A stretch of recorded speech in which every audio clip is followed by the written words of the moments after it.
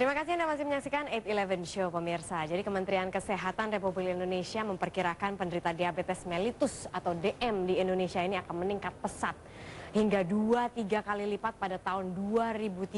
Dan Indonesia ini juga telah menduduki ranking keempat jumlah penyandang diabetes terbanyak setelah Amerika Serikat, kemudian China, kemudian India.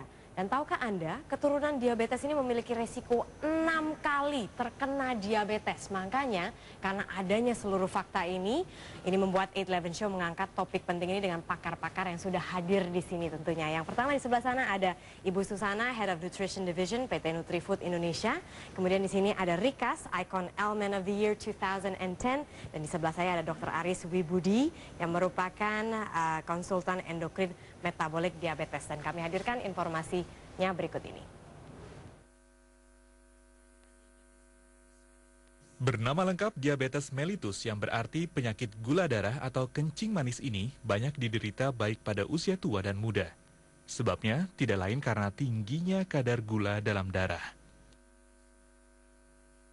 Hal ini terjadi lantaran tidak berfungsinya sebagian atau dalam jumlah yang besar pada organ pankreas yang seharusnya menghasilkan zat insulin, sehingga terjadilah yang disebut sebagai kekurangan insulin. Tetapi ada juga karena sebab lain, yaitu gangguan fungsi pada saat masuknya glukosa ke dalam sel manusia yang disebabkan oleh kegemukan. Menurut para ahli, ada 3 jenis penyakit diabetes mellitus yang dikelompokkan berdasarkan sifatnya.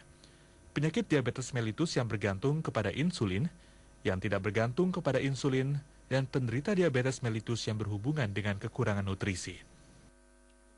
Ada beberapa gejala yang dapat dikenali sebagai gejala umum yang terjadi pada penderita diabetes mellitus, yaitu sering buang air kecil, sering merasa haus, sering merasa lapar, penurunan berat badan secara tiba-tiba, sering kesemutan pada kaki atau tangan, dan butuh waktu lama untuk menyembuhkan luka, serta mudah merasa lelah.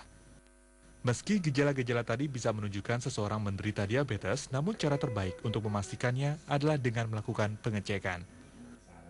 Agar tepat dalam penanganan, ada baiknya penderita diabetes mellitus mendapatkan pengobatan yang intensif jika tidak ingin terjadi komplikasi dalam tubuh. Nah, tentunya untuk membahas lebih lanjut mengenai hal ini pemirsa, jadi pemirsa aware tentang diabetes mellitus ini sudah ada narasumber yang tadi sudah saya perkenalkan. Nah, mungkin ke Ibu Susan dulu nih, Ibu. Kan selama ini kan kalau misalnya orang berbicara mengenai diabetes, pokoknya udah kena dulu. Tapi ternyata ada yang namanya keturunan. Kenapa sih penting kita ngomongin tentang keturunan diabetes ini? Oke, nah sebenarnya sih siapa yang perlu aware terhadap diabetes itu nggak hanya mereka yang punya keturunan, gitu kan. Siapapun meskipun nggak punya keturunan diabetes, dia punya potensi untuk terkena diabetes jika dia tidak menjaga pola makan dan pola aktivitas fisiknya. Kenapa kita ingin menekankan ke mereka yang keturunan diabetes? Karena keturunan diabetes ini mempunyai resiko 6 kali lebih tinggi daripada mereka yang tidak keturunan diabetes gitu. Dan sayangnya hingga sekarang sebagian besar orang yang sudah menerapkan pola hidup sehat, kalau kita tanya, kenapa kamu mulai mengganti gula dengan gula rendah kalori misalnya? Mereka lebih kebanyakan karena saya keturunan diabetes gitu. Padahal seharusnya tidak hanya mereka yang keturunan, tapi semua orang sudah menjaga sejak dini. Sudah harus menjaga sejak dini begitu ya. Oke, Dokter Aris, kalau misalnya ayah saya kan memang diabetes ya, menderita diabetes. Udah gitu apakah pasti saya itu akan kena diabetes? Pasti nggak? Ya, itu satu pertanyaan yang bagus sekali. Tadi dikatakan bahwa seseorang dengan riwayat keluarga diabetes mempunyai risiko 6 kali lebih tinggi dibanding yang tidak ada keturunan diabetes. Ini menyatakan bahwa kemungkinan untuk mendapatkan diabetes di kemudian hari 6 kali lebih besar. Tetapi belum tentu dia akan menjadi diabetes. Belum tentu. Apabila dia bisa menjaga postur badannya sampai sehat terus. Nah, ini sebetulnya postur badan yang sehat tuh seperti apa sih dokter memang? Yang paling gampang sebetulnya kecilkanlah perutmu. Oh gitu? Tidak berlemak. Oh gitu? Yep. Jadi itu aja tandanya? Ya.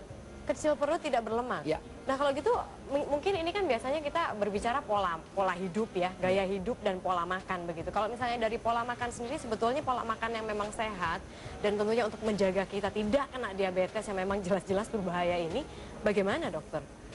Jadi memang ada dua faktor yang penting. Yang pertama adalah pola makan. Pola makan yang tidak meningkatkan gula darah. Seperti apa tuh dokter? Jadi makanan yang banyak mengandung sayur. Sayur mentah tuh bagus sekali. Mentah? Iya, seperti salad, lalapan. Dibandingkan dengan sayur matang? Sayur matang kalau kita berbicara tentang serat, oke, sama saja. Tetapi apabila kita berbicara tentang kandungan enzim, yang dimasak sudah tidak ada enzim. Oh gitu. Memang enzim ini penting untuk apa dokter? Sangat penting untuk menjaga kesehatan kita sendiri. Oke. Itu kalau sayurnya banyak. Paling gampang sebetulnya sayur itu setengah porsi makan, karbohidrat seperempat porsi makan, protein seperempat porsi makan. Oke, bisa diulang lagi dokter. Sayur setengah porsi makan, karbohidrat itu bisa nasi beras merah, ataupun jagung, ataupun pasta, itu seperempat porsi makan. Oke. Seperempat porsi makan ini protein. Dan kenapa harus olahraga? Kenapa harus aktivitas fisik? Karena bumper yang paling bagus di badan adalah otot. Oke. Sehingga kita harus menjaga massa otot pada badan kita. Kalau misalnya massa otot kita bagus, apa yang akan terjadi di tubuh kita? Bumper untuk gangguan metabolisme ini hampir bisa diatasi oleh otot. Oh gitu. Ya. Jadi apa yang dilakukan Rika selama ini, maksudnya Rika secara keseluruhan ini sudah pas dong begitu Saya dokter? pikir ya, ini satu contoh yang baik, contoh hidup, real case. Oke, real case-nya oke. Gaya hidup kamu seperti apa sih Rika? Kalau aku sih rutin ya buat olahraga ya seminggu 3-4 kali itu rutin. Mungkin nggak perlu banyak. 4 kali? Ya 3-4 kali seminggu yang sewaktunya setiap kali latihannya paling 1 jam. Kita kadang-kadang nggak harus ke gym ya. Mungkin kadang-kadang kalau aku lagi bosan ke gym ya bisa aja mungkin bisa jogging di luar rumah gitu. Yang jelas rutinitas olahraga sama pola makan itu harus teratur. Tidur juga harus cukup gitu loh. Jadi ya namanya kan kita nggak bisa terus-terusan olahraga ataupun kayak kerja gitu. Jadi olahraga, makan, sama istirahat kita sama-sama harus cukup gitu. Pola makan kamu seperti apa sih? Kalau aku mungkin sama ya, hampir diceritain sama dokter Aris. Lebih kayak ke nutrisi seimbang. Jadi kayak dari protein, karbohidrat, dari yang sayur, lalu pun yang kayak susu itu juga kita konsumsi setiap hari gitu. Susu juga konsumsi setiap hari? Iya, tetap sama. Kadang-kadang kan ada beberapa makanan ya dokter yang mungkin orang-orang hindari begitu. Misalnya kayak, yang saya tadi tuh baca yang mengejutkan saya, ternyata madu itu juga meningkatkan gula darah.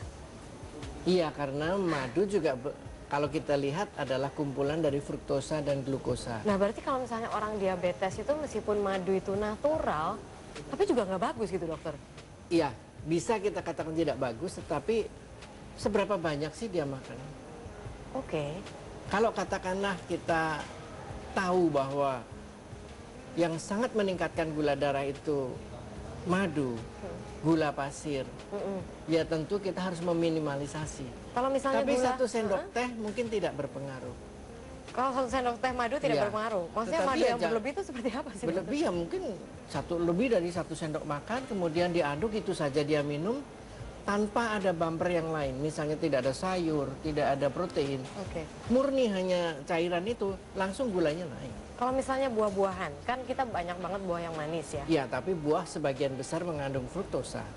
Jadi Itu lebih aman, tidak akan menaikkan glukosa darah kecuali Iya. yang tinggi glukosa seperti mangga. wow, oke. Mangga yang masak itu glukosanya tinggi, sehingga Rambutan? gampang sekali. Rambutan, kelengkeng itu tinggi, nangka, Leci. leci, ya, durian, salah Durian satu juga ya. durian. Yang enak-enak kayaknya. Itu kayaknya enak-enak Tapi kok ya, ini artinya semua. begini, tetapi Iya. itu adalah karunia Tuhan. Kita bisa menikmati, tapi jangan itu saja. Tapi yang berlebih Kan gitu ya. artinya ada sayurnya yang cukup banyak. Oke. Kita jangan lupa lah dengan tradisional kita seperti kredok. Oke, nanti kita akan bahas lagi lebih lanjut pemirsa ini seputar kita memperbincangkan seputar diabetes mellitus, bagaimana sih sebenarnya pola hidup sehat, makanan-makanan yang sehat bagi Anda untuk dikonsumsi, terutama mungkin bagi Anda yang sudah menyandang diabetes begitu ya. Kita akan segera kembali, tetaplah di 8-11 Show.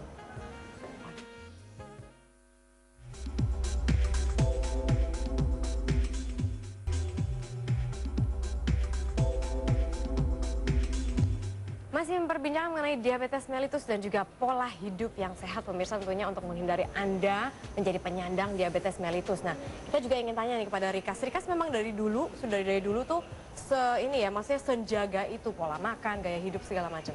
Enggak juga, waktu kuliah badannya sih udah cukup bagus ya. Tapi pada saat yang udah lagi jarang olahraga, saya sempat gemuk, sempat overweight gitu loh. Berapa kilo dulu? Sampai 77 ya, kan saya turunnya 10 kilo sampai ke sekarang. Wow, itu udah overweight. 10 kilo dari sekarang, kayaknya kamu ini banget deh, maksudnya langsing masih. Iya, kan sekarang. Sekarang kalau kita ngeliat berapa tahun sebelumnya kan bengkak. Bengkak gitu ya, Iya. oke. Terus udah gitu apa yang motivasi kamu untuk, oke, it's time nih? Karena sebenarnya kalau dari awal saya pengennya sehat gitu loh. Kalau saya diabetes nggak terlalu banyak sering makan makanan gula, walaupun saya suka juga. Tapi di keluarga saya lebih banyak tuh yang kayak darah tinggi. Jadi yang saya trigger dari awal tuh pengen supaya nggak tingkat kolesterol saya itu terlalu melambung. Oke. Nah, jadi mungkin udah mulai rutin olahraga, lebih banyak hidup sehat. Nah, lalu keterusan lah. Bisa dibilang lah, Keterusan gitu bentuk ya. badannya jadi kayak keterusan sampai sekarang gitu loh. Sekarang kita lebih kayak maintain, jaga pola makan sehat sih. Jaga Sama pola olahraga udah pasti rutin. Tapi kayak secara gitu. ini maksudnya secara apa ya, psikologik, terus atau secara fisik juga ngerasa lebih enak nggak sih? Oh iya dong, pada saat kita gemuk kan kita nggak pede ya, gimana ya? Berat kita kayak berenang gitu loh. Kalau Berat berenang, waduh, jongkok aja kan susah. Oke, Pakai sepatu aja susah gitu. oke. Terus kayak kita mau berenang, ibaratnya ya nggak mungkin kita kayak orang-orang badan bagus buka baju aja ya. Kita berenang aja kan pakai baju, pakai kaos istilahnya kayak begitu. Oke, jadi faktor PD juga dapet Iya, gitu ya pasti, sekarang ya. Oke, nah ini kan kalau misalnya orang ya yang mungkin tidak punya keturunan gitu, maksudnya orang tuanya tidak diabetes, pokoknya turun-turunannya tuh nggak kena gitu. Bisa nggak sih dokter kena? Ya, aduh saya tunggu tuh pertanyaan itu sebetulnya. Udah diincer. Jadi kalau orang tidak punya riwayat keluarga diabetes, jangan pikir aman 100%. Oke. Atau sudah punya keluarga diabetes, dia takut seperti tadi dikatakan pasti diabetes, tidak. Artinya kalau dia tidak punya keturunan atau riwayat keluarga dengan diabetes, kalau pola hidupnya tidak benar, perutnya maju, buncit, overweight, dan komposisi lemaknya terutama di perut ini, Perut itu udah menjadi iya, indikator banget. dan itu akan Oke. kemungkinan menjadi diabetes lebih tinggi dibanding orang yang, kalau yang begini hampir tidak. Six pack Ya. dokter, nggak usah Jadi diomongin. bukan hanya diabetes ya, hipertensi, penyakit jantung koroner, stroke. Itu impactnya kalau misalnya kita Yap. kena diabetes. Yap. Komplikasinya apa aja dokter? Kalau diabetes itu kan akan mengganggu seluruh pembuluh darah, mulai dari ujung kaki sampai ujung kepala. Jadi kalau kaki ya, kalau dipotong masih punya kaki. Tapi kalau udah matanya buta, stroke, handicap, ya kan, penyakit jantung koroner, waduh, kan repot, ongkosnya banyak.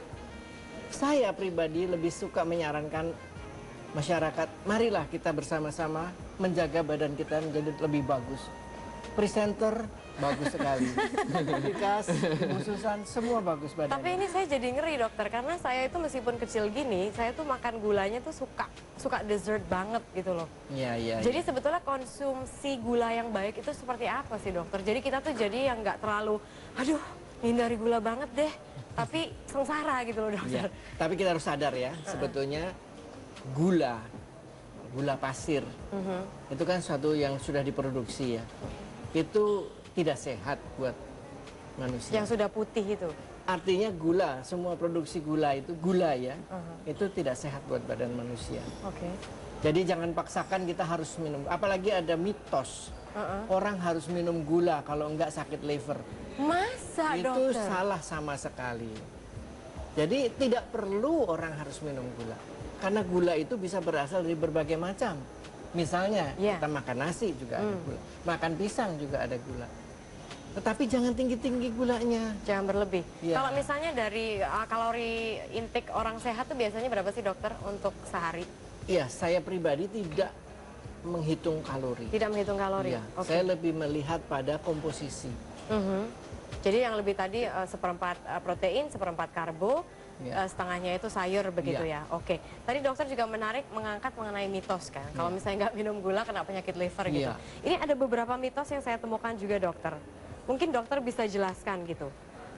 Nah, kalau misalnya makan terlalu banyak gula berarti langsung diabetes. Oh, enggak toh, enggak langsung, nunggu dulu. Nunggu berapa lama sih dokter? Tergantung dia ada keturunan diabetes enggak. Kalau nggak ada? Kalau nggak ada dia lebih lama diabetesnya, nunggu perutnya gemuk dulu. Oke. Oke. Nunggu perutnya. Iya. Oke, yang indikator kita nih, lingkar pinggang yang normal dengan lingkar pinggang yang kita udah harus mulai waspada itu gimana ngitungnya dokter? Kalau pakai ukuran itu yang ada standar dari Eropa atau Amerika itu 90 cm untuk laki-laki. Oke, Tetapi dewasa. Iya dewasa, tapi lebih gampang dengan jengkal ini. Aha. 4 jengkal. Jadi 4 jengkal ini. 4 jengkal. Kalau lebih berarti sudah kelebihan. Oh ya? Ya. Oh jadi mudah sekali pemirsa, bagi Anda yang ingin menghitung apakah lingkar pinggang Anda itu sudah normal atau berlebih Berlebihan. begitu ya. Jadi menggunakan jengkal Anda. Jadi kalau misalnya 4 jengkal ya Ya, dokter, dari belakang. dari gitu. belakang ke depan, Gini. berarti masih oke. Ya. Masih normal. Kalau misalnya sudah lebih, berarti harus hati-hati nih. Saya juga baru belajar nih dokter. Kemudian ada mitos berikut nih dokter. Orang diabetes tidak bisa mengkonsumsi karbohidrat. Dokter ketawa. Ya sebetulnya begini, kita manusia itu perlu karbohidrat, tetapi yang panjang karbohidrat, jangan yang pendek. Oke. Jadi kalau diabetes, sebetulnya bukan diabetes, orang biasa saja kalau diberi karbohidrat dalam bentuk gula, itu juga kenaikan gula darahnya itu cepat sekali dan ini tidak baik. Nah kalau ototnya bagus seperti Rikas ini, dia bisa bumper apapun bisa mengatasi.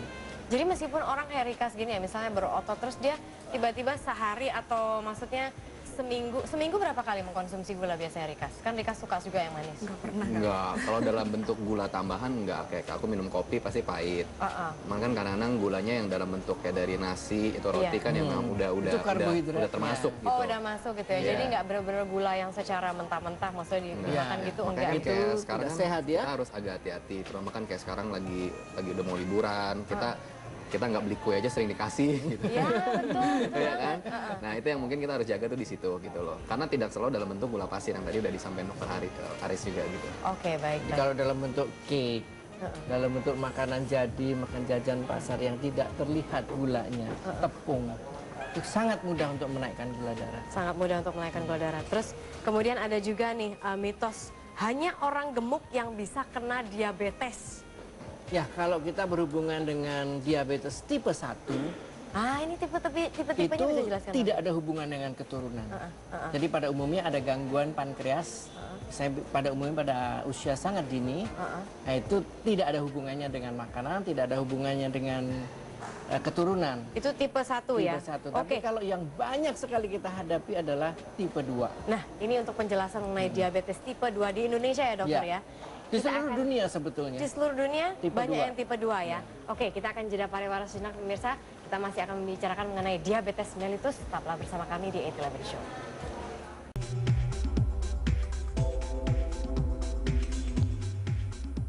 Nah, Anda masih menyaksikan 811 Show. Kita masih membicarakan mengenai diabetes mellitus dan ternyata ada 4 jenis diabetes mellitus. Tadi yang pertama dokter sudah jelaskan, yang kedua ini yang paling banyak dialami di seluruh dunia itu apa dokter? Iya. Jadi kalau kita melihat populasi yang terbesar adalah diabetes tipe 2. Dan diabetes tipe 2 inilah yang bisa dicegah.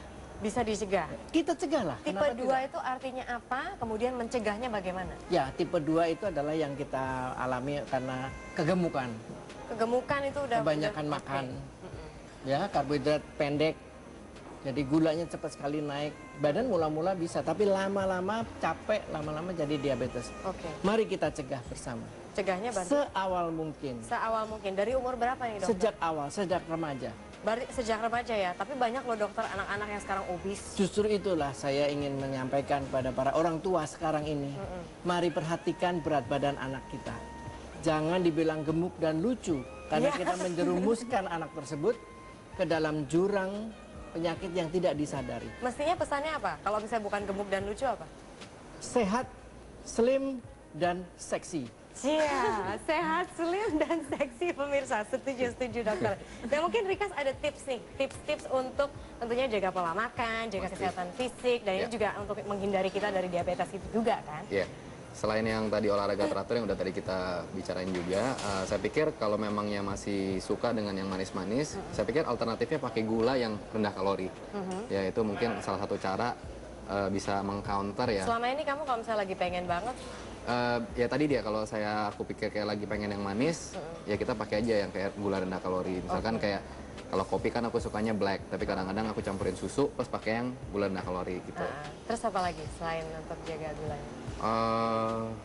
Olahraga. Olahraga wajib ya? Itu wajib deh. Harus ya 3 atau 4 kali seminggu? Minimal aku kira sih 3 kali seminggu. 3 kali seminggu? Iya, itu 3 kali seminggu kalau seperti ini badannya. Tapi kalau awal harus 5 harus kali. rutin. Ya. Harus 5 kali seminggu? Ya. Itu bentuk olahraganya seperti apa dokter? Ya, olahraga sedang ringan. Sedang ringan seperti apa? Bukan muscle building ya. Iya, sedang ringan itu seperti apa sih olahraganya dokter? Jalan Jalan cepat, cepat, gitu, jogging, ya. sepeda, Jalan berenang. Ya. Oh gitu, kalau misalnya kamu sekarang olahraganya apa? Kalau sekarang lari, nge-gym. Lari, nge-gym, paling ya nyelam kadang-kadang. nyelam juga? Iya. Oke, berarti ini udah kelas berat. Iya, kalau ini kan muscle building dan ini bagus harus dipertahankan. Muscle building itu menjadi kunci berarti ya dokter ya? Iya. Ini dia loh, yang kadang-kadang orang diabetes tuh nggak ngerti gitu. Cuma paling ya jaga pola makan, padahal muscle building Itu penting sekali. Itu dia, muscle building menjadi bumper pemirsa bagi Anda. Bumper dari gula-gula atau segala Pokoknya macam yang metabolisme macam-macam itu otot. metabolisme macam-macam. Oke, kalau misalnya dari Ibu Susan sendiri masih kontribusi tentunya untuk apa ya, mencegah apa ya, menyebarnya diabetes mellitus ini seperti apa? Kita dari Tropicana Slim setuju banget dengan Dr. Aris dan Rika sih untuk mencegah sejak dini.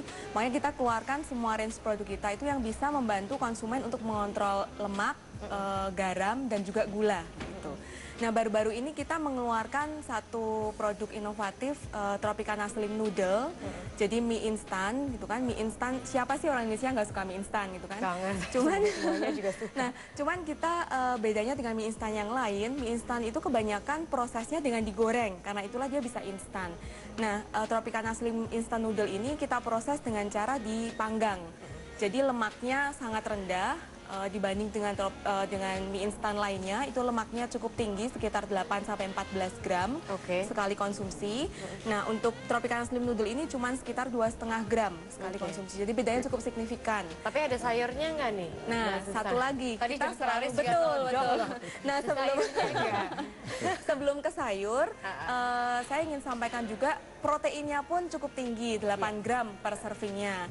Kemudian sodium nih, nah sodium ya dok ya, biasanya instan noodle itu sodiumnya tinggi, di atas 1000 mg per sekali makan. Nah, untuk Tropicana Slim Noodle ini sodiumnya jauh lebih rendah, hanya sekitar 100-an miligram per sekali makan. Jadi bedanya jauh sekali, itu hampir 1/10-nya. Gitu. Nah, kemudian mengenai sayur nih, gitu. Kita memang tidak ada apa sih kecil-kecil sayur-sayur kecil di situ, tapi kita selalu menyarankan supaya konsumsi instan noodle ini dengan sayur. Sayur segar. Sayur segar ya, jadi bisa daun selada. Ya, saya pribadi juga tidak terlalu setuju kalau sayur itu dikeringkan kemudian dicampur, rasanya sudah itu nggak sehat juga. Ya, buat saya yang orang naturalis. Oh, dokter naturalis ternyata. Oh, pantesan. Oke. Jadi tapi kalau misalnya ngomongin tentang sayuran nih dokter, ini kan kalau di Indonesia itu kan kayak bayam sama kangkung itu kan nggak bisa dikonsumsi secara mentah. Ya gitu. jangan. Jadi gimana dong? Ya boleh dimatangkan, boleh kan banyak sayur yang bisa makan mentah banyak, apa aja setengah matang juga banyak. Yang mentah ya kan ada poh-pohan, timun, apalagi tuh tomat, lalapan yang lain banyak, kol, selada. Waduh, banyak sekali. Jadi lebih baik sebenarnya sayur itu dikonsumsi secara mentah gitu ya. Kalau mau nambahkannya sudah dimasak, oke saja. Oke aja juga sehat ya. Tapi kan sayur untuk mie masak mentah. Oke, ya betul. Ya oke, baik, terima kasih Dokter Aris, terus kemudian Ibu Susana dan juga Rika sudah berbagi di sini. Sosialisasi mengenai diabetes mellitus yang memang sangat penting sekali pemirsa. Nah, tentunya Eat 11 Show masih akan menghadirkan berbagai informasi menarik dan tentunya useful atau berguna bagi Anda. Tetaplah di Eat 11 Show.